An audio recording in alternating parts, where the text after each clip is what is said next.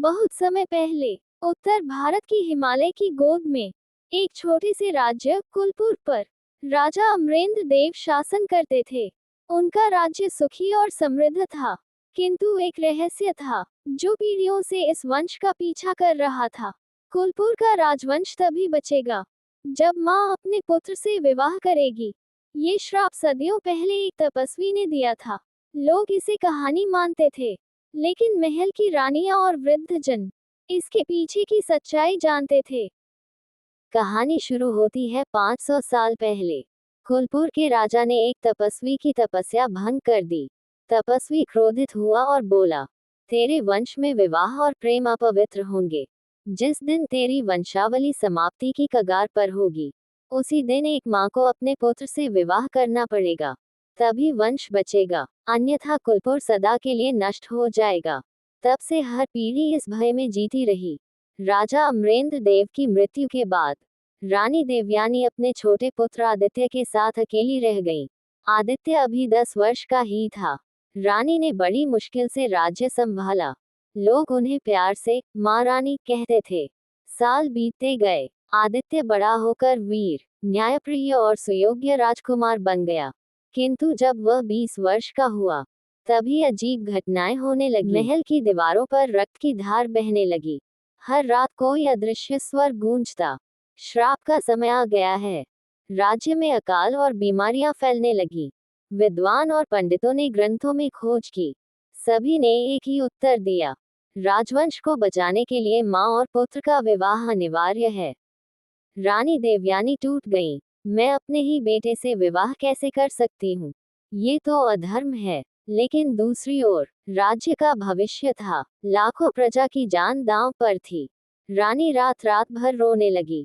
मंदिर में जाकर देवी से प्रार्थना करती, हे माँ दुर्गा, मुझे इस पाप से बचा लो।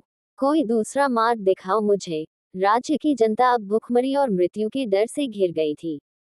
महल के बाहर लोग एकत्र हुए और पुकारे लगे, हे माँ रानी, हमें बचा लो, चाहे कैसा भी व्रत करना पड़े, हम तैयार हैं। पंडित बोले, श्राप तोड़ने का एकमात्र उपाय है राजकुमार और रानी का विवाह। इसमें कोई लौकिक सुख नहीं होगा। ये केवल यज्ञ और मंत्रोच्चारण द्वारा होगा, ताकि श्राप नष्ट हो जाए। महल में गहन चुप्पी छा गई। विवाह की तिथि निश्चित हुई। रानी देवयानी ने सफेद वस्त्र धारण किए, जैसे कोई सन्यासिनी हो। राजकुमार आदित्य ने साधु के समान केश खोले, पीले वस्त्र पहने। यह विवाह किसी उत्सव की तरह नहीं, बल्कि एक बलिदान जैसा था। मंदिर में अग्निकुंड सजाया गया। चारों ओर वेद मंत्र गूंजने लगे। जनता रोने लग गई, पर सबके मन में एक ही उम्मीद थी, आज श्राप टूट जाएगा। आदित्य ने माँ का हाथ थाम लिया और कहा, माँ, यह विवाह हमारे रिश्ते को नहीं बदलेगा। आप मेरे लिए हमेशा माँ ही रहेंगी। ये सिर्फ एक संस्कार है, जिससे श्राप टूटेगा और राज्य बचेगा। रानी और पुत्र अग्नि के सामने बैठे। पूरा राज्य मौन था। पुरोहित बोले, यह विवाह सिर्फ नाम का है। इसमें कोई दाम्पत्य संबंध नहीं होगा।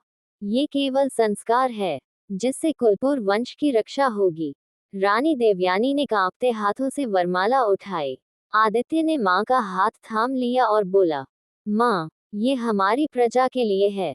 मैं हमेशा आपका पुत्र ही रहूंगा। मंत्रों के बीच माँ ने बेटे के गले में वरमाला डाली। आग की लपटें उठी। तभी अचानक आकाश से गड़गड़ाहट की आवाज सुनाई देने लगी।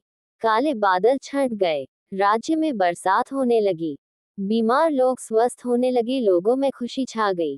पंडित ने घोषणा की, श्राप समाप्त हो चुका है।